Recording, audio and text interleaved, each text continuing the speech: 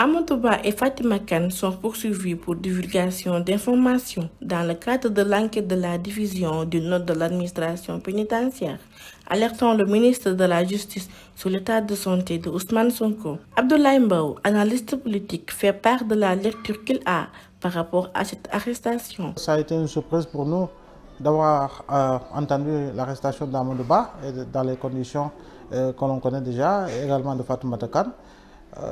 Je crois savoir que tout vient de Juan Branco, parce qu'il a été l'un des premiers à avoir publié un tel document à travers sa page Facebook.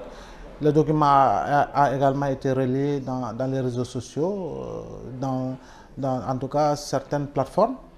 Maintenant, il est vrai que le procureur a sorti un communiqué pour dire qu'il fera le travail nécessaire. Maintenant, l'un dans l'autre, je crois bien que la chose la plus essentielle, c'est de ne pas voir si Amadouba a publié ou Fatoumata Kane, mais d'aller dans le sens de chercher la source, ou en tout cas la source qui a en tout cas divulgué l'information qui devait quitter l'administration pénitentiaire pour atterrir sur la table du ministre de la Justice.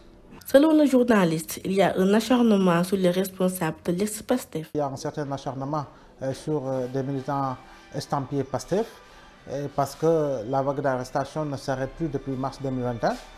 Aujourd'hui, la majorité des détenus qui sont dans les différentes prisons du Sénégal appartiennent à Pastef ou sont des sympathisants de Pastef. L'un dans l'autre, il y a d'autres personnes qui sont dans le cadre du pouvoir qui ont eu à tenir des propos ou en tout cas à commettre des actes que l'on pourrait qualifier de répréhensibles du point de vue de l'interprétation des lois, et pourtant ils ne sont point inquiétés. Les arrestations se multiplient dans les rangs de l'ex-Pastef. Pour beaucoup d'observateurs, cela est considéré comme une volonté du régime d'en finir.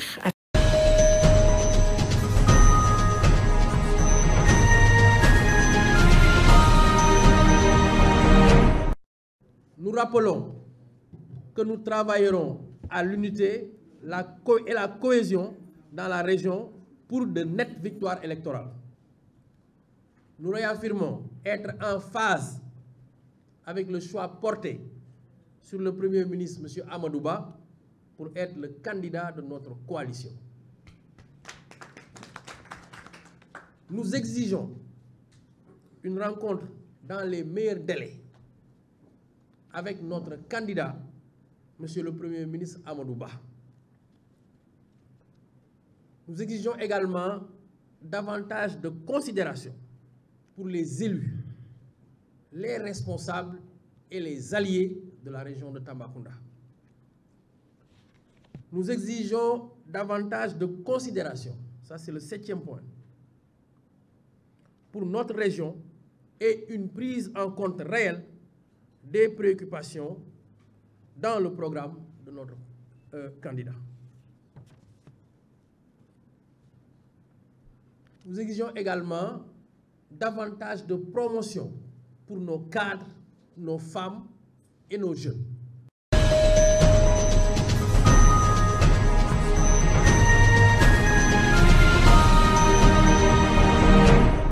Un peuple sans valeur est un peuple sans repère. Au Sénégal, l'indiscipline, l'incivilité et la dépravation des mœurs ont atteint des proportions inquiétantes. Mamadou indique la responsabilité des parents. C'est la faute aux parents, car on ne peut pas éduquer les enfants dans la rue. Le comportement qu'ils ont dans la maison, c'est le même qu'ils adoptent dans la rue. Ils sont tous indisciplinés.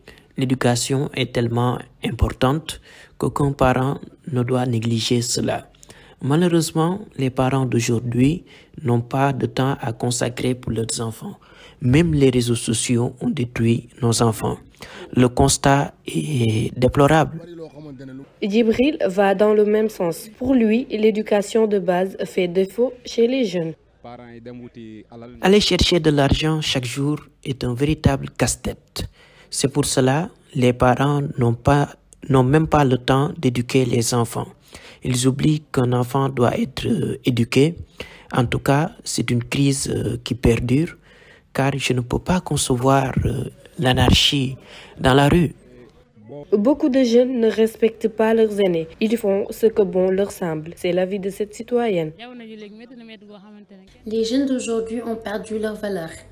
Imagine-toi, tu montes dans un transport en commun. Des fois, tu as un enfant au dos et parfois tu es enceinte. Un enfant de 14-15 ans est assis, te voit mais ne te donne pas de la place. Tout ça, c'est de l'indiscipline. Parfois, tu les rencontres dans la rue, sachant que tu es leur maman, ils te nomment jeune fille. En tout cas, l'indiscipline n'est pas bien pour un enfant. Le Sénégal, un pays jadis ancré dans ses valeurs, est aujourd'hui méconnaissable avec des comportements qui heurtent la morale. Dès lors, la restauration de ces valeurs devient une urgence.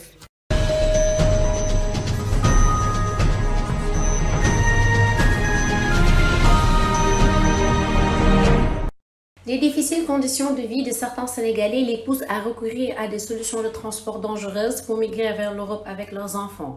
Un risque insensé selon certains citoyens. La vie est très dure en ce moment. La plupart des jeunes n'ont plus espoir ni de patience pour attendre un avenir radieux. Donc ils préfèrent émigrer clandestinement avec leurs enfants. Mais selon moi, ils devraient plus revoir leurs décisions car c'est prendre des risques. D'après Fatima Abba, le taux élevé du chômage est l'une des principales causes de l'immigration. Personnellement, je dirais à personne de ne pas partir, mais à condition que ça soit légal, parce que la vie est dure en ce moment. Et je ne conseillerais ni à mes enfants, ni à personne d'émigrer clandestinement, surtout les femmes qui portent leurs enfants, en prenant le risque de mourir en mer. Vraiment, c'est dommage. Un avenir incertain, un danger énorme en voyageant dans ces conditions selon Mohamedou Traoré. Les risques quoi. Je leur conseille de rester de rester au pays, sinon de côtoyer le DER pour pouvoir avoir des fonds pour créer un financement, pour chercher des financements, créer leur propre emploi. C'est ça quoi, c'est ce que L'immigration clandestine est en train d'emporter une bonne partie de la jeunesse. L'État est donc interpellé pour mettre un terme au phénomène.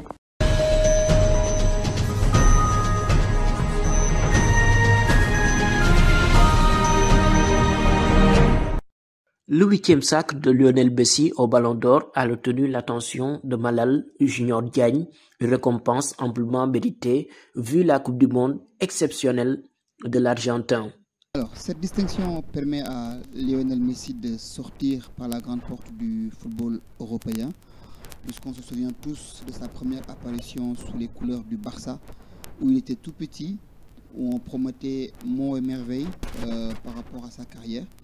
Et au regard de tout ce qu'il a réalisé sous les couleurs du FC Barcelone, c'est un sacre amplement mérité, même si son dernier Ballon d'Or, il l'a gagné sous les couleurs du Paris Saint-Germain. Mais la raison principale qui lui a permis de gagner ce Ballon d'Or, c'est le fait d'avoir remporté la Coupe du Monde avec l'Argentine, où il a été monstrueux pendant toute la Coupe du Monde au Qatar. Mbappé et Haaland n'ont pas démérité. Selon le journaliste sportif, ces deux mastodontes incarnent l'avenir du football et se doivent d'écrire leur histoire. On ne peut pas récompenser les vice-champions et laisser les champions du monde. C'est pas possible. Haaland, en équipe nationale, malheureusement pour lui, son pays n'est pas une foudre de guerre en matière de football européen. La Norvège n'est pas une équipe à craindre. Il a réalisé certes des performances avec son équipe à City, en étant le meilleur buteur de toute l'Europe, et il a eu ce prix-là. Donc je pense que c'est des jeunes qui ont l'avenir devant eux, parce que Messi et Ronaldo, c'est une page qui est définitivement tournée.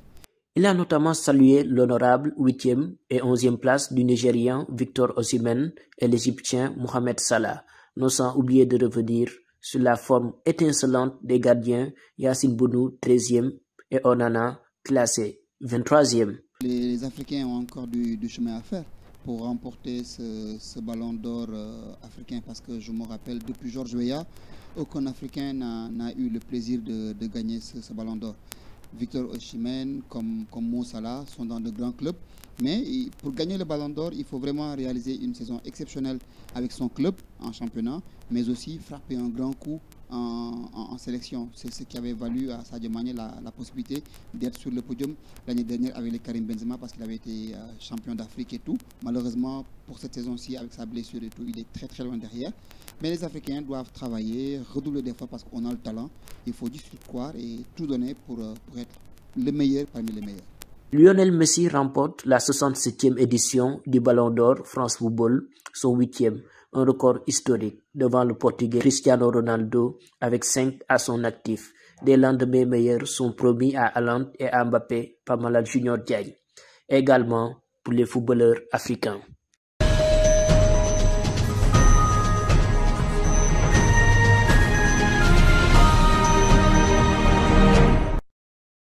Oui, écoutez, je pense que nous allons vers un combat royal tant attendu.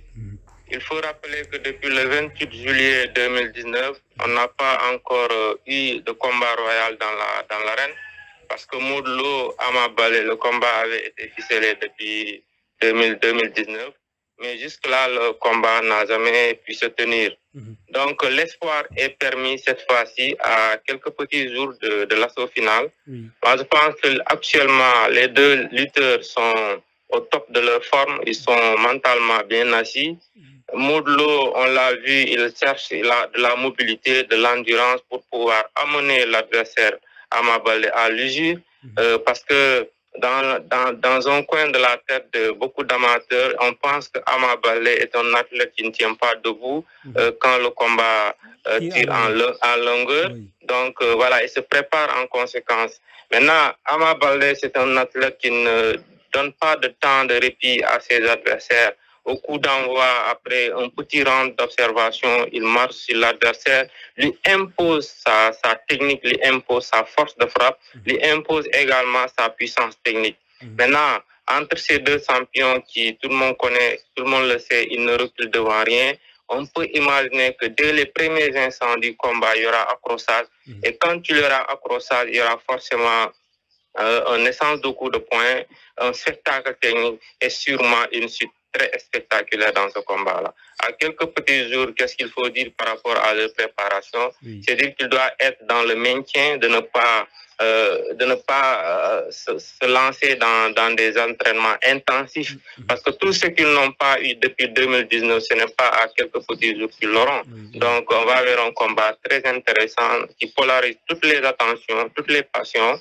C'est un événement de tout le Sénégal, d'ici et de la diaspora. Espérons que la montagne ne va pas accoucher d'une souris.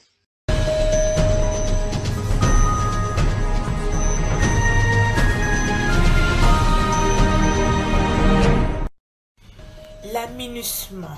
La mission onusienne a moins de 24 heures pour quitter la base de Kidal, au Mali. Peu de temps donc pour évacuer le personnel ce mardi, bien qu'elle doit encore faire face à de nombreuses difficultés à surmonter. Plus de 70 personnes sont toujours portées disparues au Nigeria depuis samedi, dans le naufrage d'un bateau transportant notamment des commerçants locaux dans une rivière du nord-est du pays, dans l'est de Taraba. 14 passagers ont été sauvés, 17 corps ont été repêchés. Visite du roi Charles III et sa femme au Kenya depuis hier. C'est la première visite du souverain britannique dans un pays du Commonwealth depuis son couronnement. Le couple y restera jusqu'à vendredi.